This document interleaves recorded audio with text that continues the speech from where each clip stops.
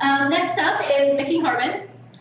Mickey is a Buffalo-based illustrator and designer, co-owner of the Pineapple Company Gallery on Allen Street, and the chair of the First Friday Gallery Walk, a monthly event for the Allentown Association. Mickey is an active member of the Buffalo LGBTQ+ scene. Much of Harmon's personal artwork revolves around the themes related to this community. Mickey has been a practicing illustrator since 2007 and has been illustrating homes since 2010. It wasn't until he attended Buffalo State College that he started to explore the city of Buffalo, and his vast portfolio of architecture work began.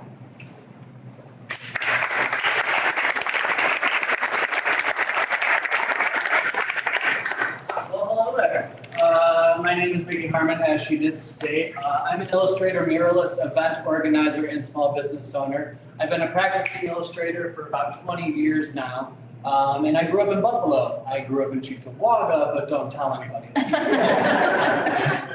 I start with that joke because here in Buffalo, we have a tremendous sense of place. And the second I could escape the plazas and parking lots of the suburbs and start really exploring the city is when my love affair really began. So this piece I drew in college, where I started at the HSBC Tower and I worked my way as far as I could as kind of an homage to the city that I was now exploring.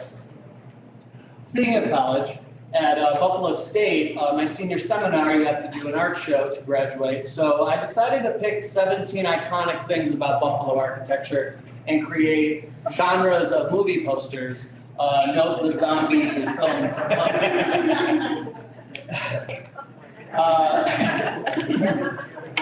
upon graduating with my design degree, I really wanted to get back to illustrating. So I started illustrating folks' homes for friends and family for Christmas gifts. And it was really, I think, my journey through Buffalo and the connectivity of the city that brought me to creating people's intimate spaces for them.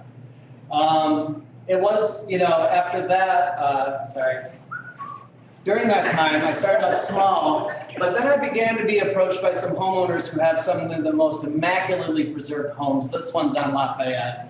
And being an architecture nerd, it gave me a sense of place to visually preserve these structures for folks on commission.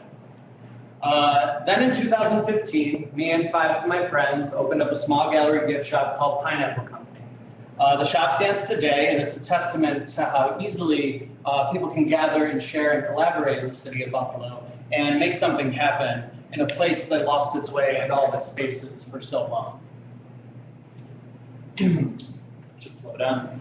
It was in this space that I began focusing on the big staples in our architecture, in our buildings, and the portfolio of Buffalo that kind of make up what we are. So, these places should be honored, celebrated, documented, and I think every artist has a responsibility to exhibit their environments. Around that time, I was nominated and accepted to the Allentown Association as the First Friday chair. So for 5 years, I've organized street fests where it engages artists and businesses to come together for a monthly event. And it promotes Allentown as the diverse and walkable neighborhood that it should be. This was a drag event where it was literally drag queens performing and acting as crosswalk guards, walking across the street. It was a really great community activator. And it was a lot of fun. You should definitely come down next time we have it.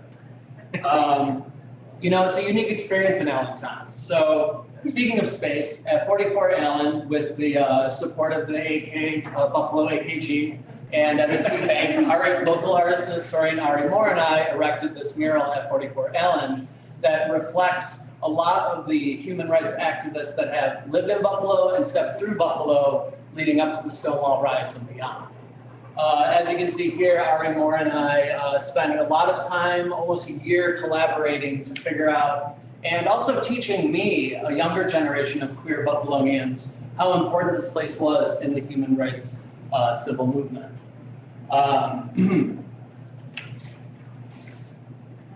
So some of the people up there are James Baldwin, Sylvia Rivera. I got behind, so we're moving on. But it was just last year that I was approached for another mural this time at the UB CFA for the UB Arts Collaboratory. So taking all that I had learned, I came up with City of No Illusions, because what you see is what you get. And that was coined by Marco Margulis, one of my idols back in 1970s. Zoom copied, did the install, so I didn't have to get dirty for once.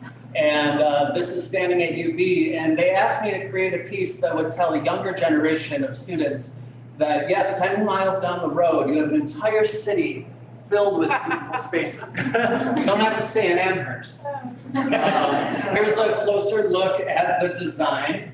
And I basically wanted to give vibrant energy to some of these static buildings. And with Buffalo's heavy hitters on display, inspired by the Sleepy Lions and the blue-collar, hardworking populace and history we have here, I just wanted to show that generation that down the road, it's theirs to discover.